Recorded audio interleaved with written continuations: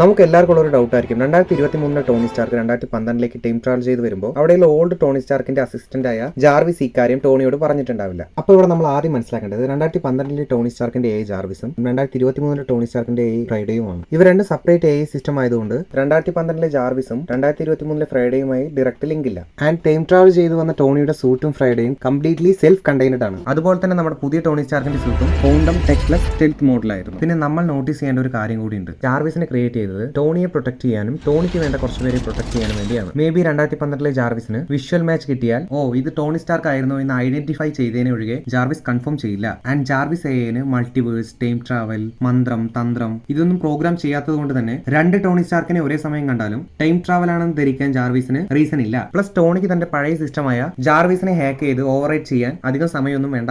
ചുരുക്കി പറഞ്ഞാൽ ഫ്രൈഡേ ഒരു ഇൻഡിപെൻഡന്റ് സിസ്റ്റം ആയതിനാലും ജാർവിസിന് ഡ്യൂപ്ലിക്കേറ്റ് ടോണി എന്നുള്ള ഒരു കോൺസെപ്റ്റ് ഡിറ്റക്ട് ചെയ്യാൻ പ്രോഗ്രാം ചെയ്തിട്ടില്ലാത്തതുകൊണ്ടും നമ്മൾക്ക് 2012 ജാർവിസ് എന്തുകൊണ്ട് ഫ്യൂച്ചർ അയൺമാനെ ഡിറ്റക്ട് ചെയ്തില്ല എന്നുള്ള ഒരു ധാരണയിലെത്താം.